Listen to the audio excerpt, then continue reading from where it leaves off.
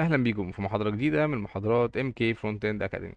كنا شغالين المره اللي فاتت على كرود اوبريشنز، وخدنا فيها الاد برودكتس والديسبلاي وكلير داتا، وخدنا كمان الديليت اوبشن. والنهارده ان شاء الله هناخد الايديت. تعال نشوف هنشتغل عليه ازاي. طيب احنا زي ما اتفقنا المحاضره اللي فاتت احنا عملنا الايديت، وقلنا عايزين ان احنا نغير فيه حاجتين. اول حاجه ان الداتا او الفاليو اللي موجوده هنا تبقى هي الداتا اللي موجوده او بتاخد من العنصر، وكذلك برضو البرايس. وعندنا كلمة الاد برودكت دي عايزين نشيلها ونحط مكانها بوتوم تاني.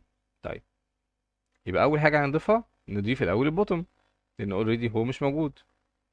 تعالى كده نضيفه، ادي الاد برودكتس. تعالى ناخد كل ده كوبي ونعمله واحد كمان، وبدل ما هو برايمري هيبقى warning. نفس الكلام كلها، وادي كلمة update مكان، وادي الاي دي بتاعه هيبقى update. اوكي، شايف ان هو ايه ظهر معانا على طول. طيب انا عايز اعمل ايه؟ هخليه الاول خالص display none، مش عايزه يظهر. خلاص ممتاز. وهاجي هنا امسك العنصر ده، ادي let update equal document dot get element by id، واسمه update. تمام، متأكد كل حاجة تمام، ممتاز، حلو أوي. ماشي، اعمل لي يا سيدي بقى، تعالى هنا في الآخر خالص اعمل لي لوج للأبديت ده عشان نتأكد إن احنا ماسكين العنصر بطريقة صحيحة. تعالى نخش على الكونسول، أبديت وكل حاجة تمام، ممتاز جدا، ماشي. طيب أنا كده عايز أول أعمل فانكشن وأسميها edit، عشان عايز أدوس على زرار edit، وخليه برضو ياخد الكي اللي هو الاندكس بتاع العنصر اللي أنا عايز أحدثه.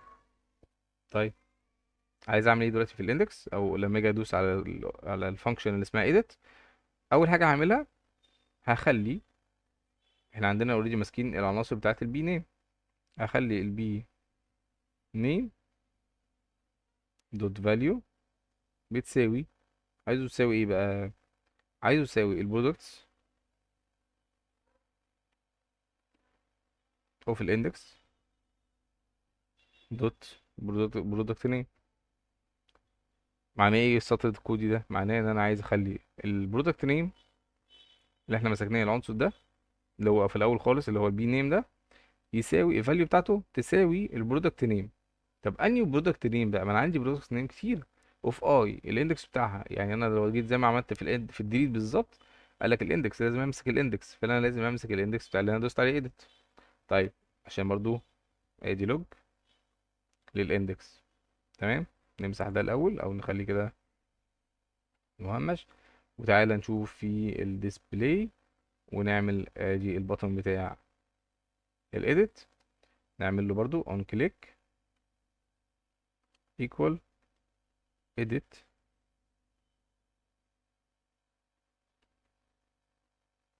واخليه ياخد الاندكس بتاع الار. تعال نشوف هنعمل ايه. بسم الله، ادي edit،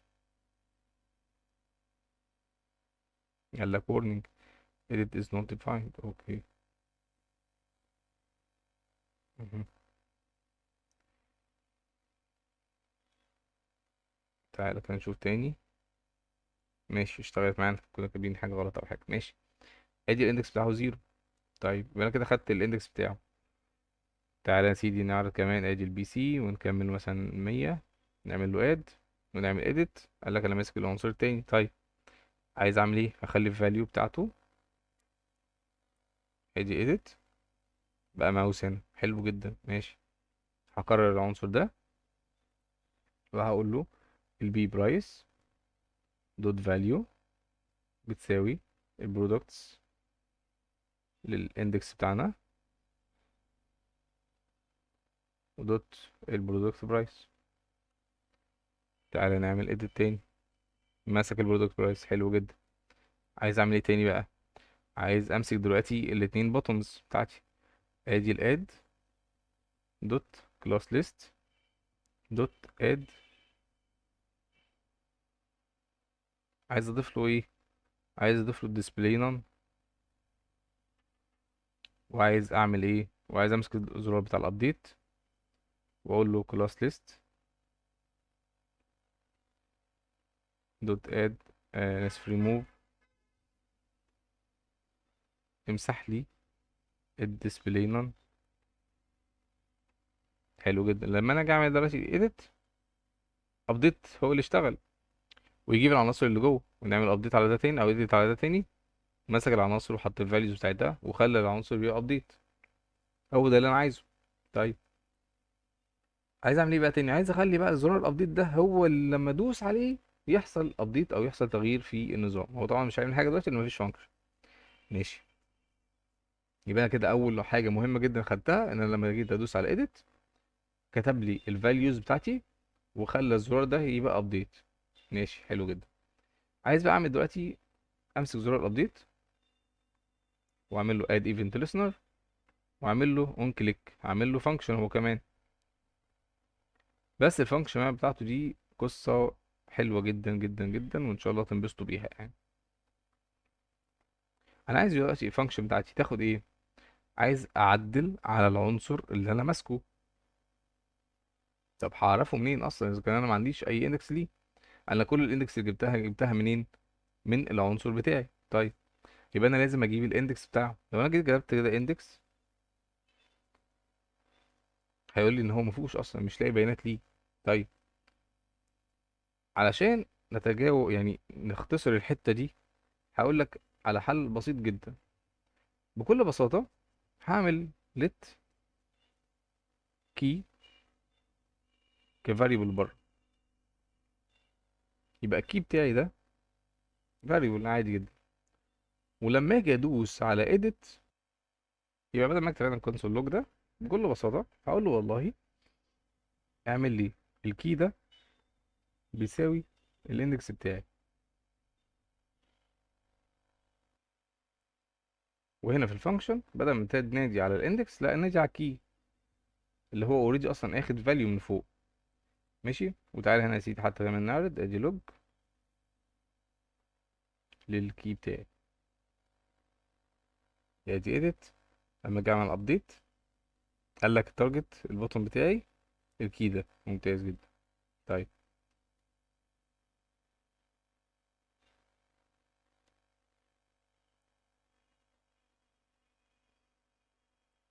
عايز بقى اعمل ايه دلوقتي عليه؟ انا كده مسكت العنصر ومسكته في الكي بتاعي. ادي لما جيت عملت الايديت ظهر لي كل حاجه فوق مفيش مشكله بيها. تمام.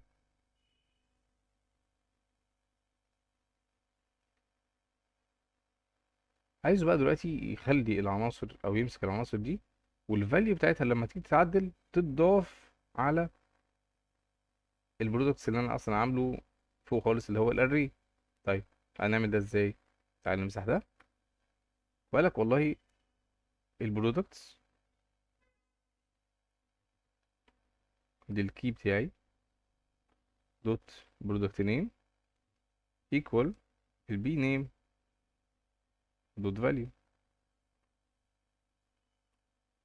والبرودكتس تاني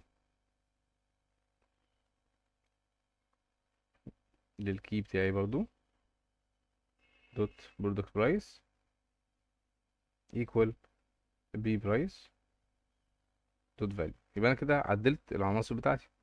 واعمل لي ديسبلاي.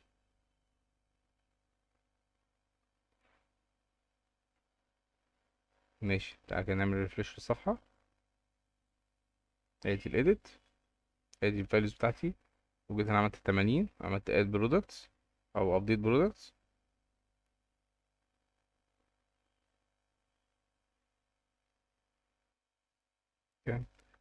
وادي نشيل من هنا الكي بتاعنا ده لان اوريدي احنا سجلناه فوق. يلا بينا. ادي edit وده 8 خليه 80. نعمل ابديت اشتغل معانا عادي مفيش مشكله. هنعمل ريفرش هيبقى المشكله في ايه؟ في ان هو برضه رجع تاني. فلازم اعمل لوكال ستورج. طيب ولازم اعمل كمان برضو ايه كلير داتا لان أنا اصلا الداتا بتاعتي لسه موجوده فوق. يبقى انا هعمل الفانكشن اللي هي اسمها كلير داتا. طيب فكره ان انا طبعا عملت كل فانكشن لوحدها افضل لان انا دلوقتي بنادي على الفانكشن بتنفذ على طول. ده بقى اسهل لي كمان. خلاص.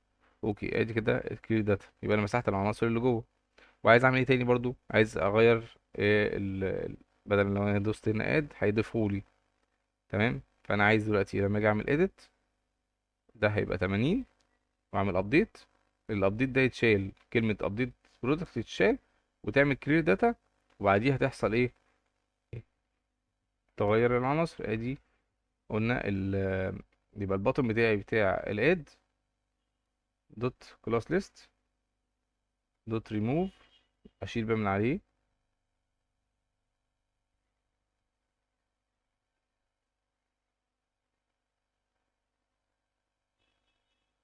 اللي هو display none، واجي عند الابديت دوت كلاس ليست دوت اد، نضيف له الديسبلاي نون. حلو جدا، ماشي. سيبنا اوكي 80 اد برودكت.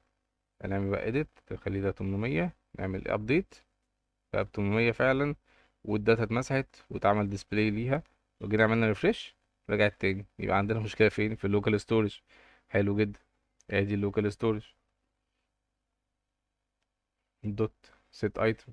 عايزين نضيف بقى الايتمز بتاعتي لايه اللي اسمها برودكتس،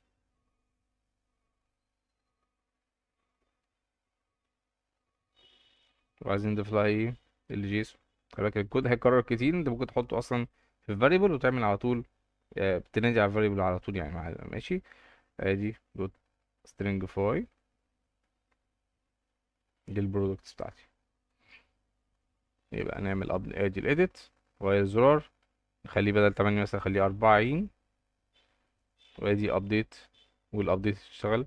نعمل ريفريش، شغال مفيش اي مشكله. يبقى كده عملنا زرار الديليت، عملنا زرار الاديت، وبدل ما يجي خلينا 10،